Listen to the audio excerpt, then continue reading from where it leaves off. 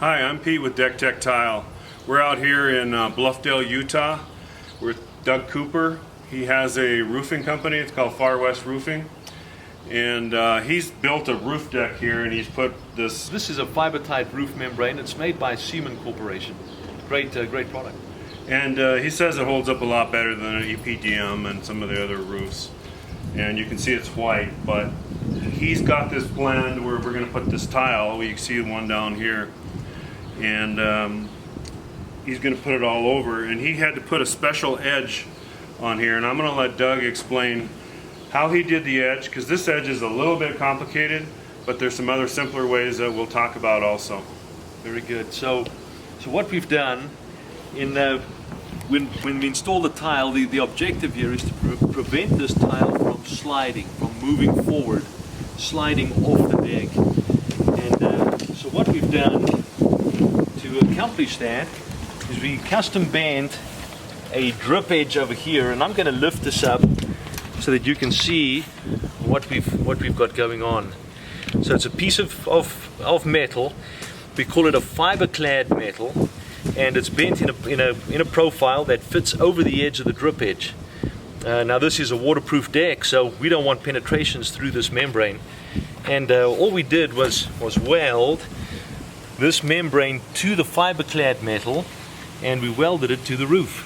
So again, no penetrations through this area, which is critical, but putting this weld in place, drilling holes through the metal, prevents, allows water to drain, but prevents this metal from moving forward, from sliding off the roof, and the objective is to hold the tile in place.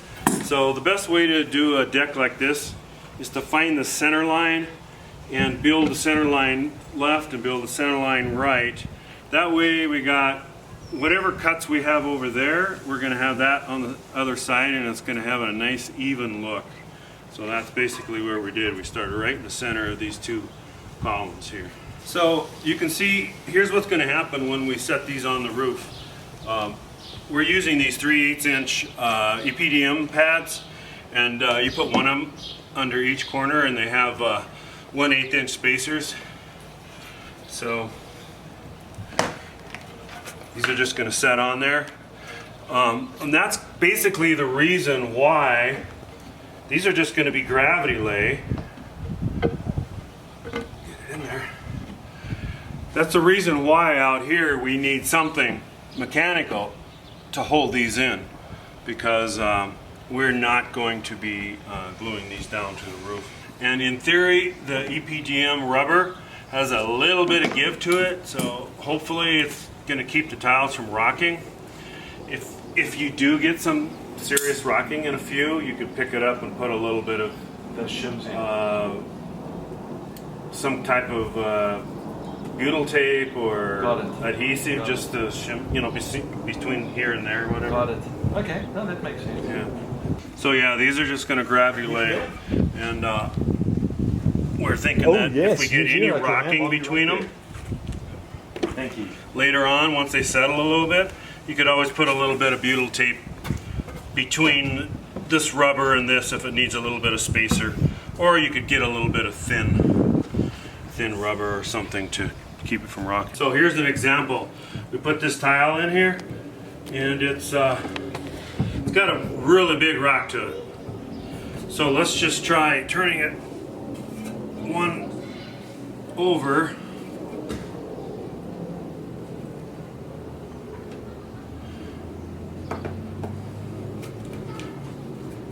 And that took it out. So sometimes turning it sideways one will take it out. If not, maybe use some little shims of some type or some adhesive, but that usually takes it out. So this here, I have to cut off like a 1/4 inch off of this, so I got to cut off a 1/4 inch off of one of these tiles so it can fit in here.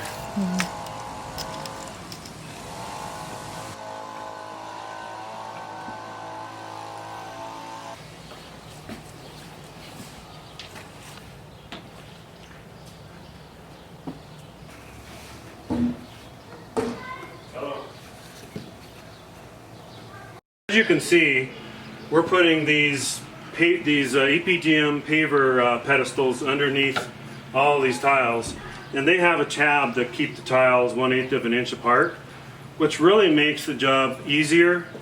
But you don't have to use these. You can use something like this. These are a walk pad that Carlisle makes. Actually has a glue down that you're supposed to you put on top of EPDM roof for walking on, but they're roughly same thickness. You can take, there's a large piece there. You can take that and cut it into little pieces like that and then place it under your tiles. But that's going to be tougher because you're not going to have the spacers lining these up and keeping your line straight. You can still do it. You just have to chalk lines like a normal tile job and make it work like that. But another thing you're going to need to do is, after all the tiles set, before you have a chance to walk on it too much and they start moving around, if you use this type of thing without the tabs, the flat piece underneath, you're going to need to take a tube of clear silicone or clear acrylic and shoot one glob there and one glob there, making sure it doesn't go all the way down, but just down like 1/4 inch. Wipe it back with a rag, and you're going to need to put 2 of those, we call them bumpers, between every tile, and that's going to lock the whole thing together and keep it from moving and traveling. But when you use these, that's doing the job, so you don't need to do that part of it. If you're going over an existing concrete deck, you may not be able to use these because these are a full 3/8 of an inch thick. If you have height issues, you can get one of these pads that's only 1/8 inch thick, but it doesn't have the tab, but it still works well. You'll just have to use the little dobs between it. As you can see on this roof here, they've got welded on patches in areas, and when you get to those welded on patches, it causes the tile to be a little higher in that area, and is what needs to take place is when you buy these 3/8 inch pads, you might need to buy some either 1/16 or 1/8 inch pads, and what happens is you can tear these quite easily, and these actually fit onto here. But when you have a higher level like this, it's going to cause this tile, when it goes on here, to rock a little bit. And so what we did here, as you can see, we put a 1/16 of an inch spacer here to take out the level, or to make it level, and so when we put it in, we don't get a rock. So when you do a roof deck like this, you're going to have some of these 1/16 and 1/8 inch pieces to take the rock out of unlevel areas where the deck might be higher. You can see where all these patches are, and going into certain areas, it's going to have a little bit of a rock to it. So that's how you take care of that.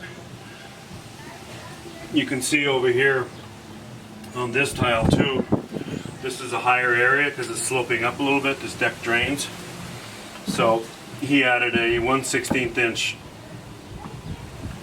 spacer here and none of them there, and that causes the tile to lay level, because you don't want your tiles to rock, of course. It doesn't feel comfortable or solid. But anyway, that little spacer in here just makes it feel nice and solid. So that's how you take care of that kind of thing. So I want to cover on how we cut these. First of all, these are the big heavy 3/8 inch pads. You can see we got some heavy duty scissors here. This works a lot easier and safer than a knife. But what happens is you can see that there's 2 tabs here, and we want to keep them on each side. So I'm going to cut those at an angle through there so that we have a tab. So that cuts quite easily.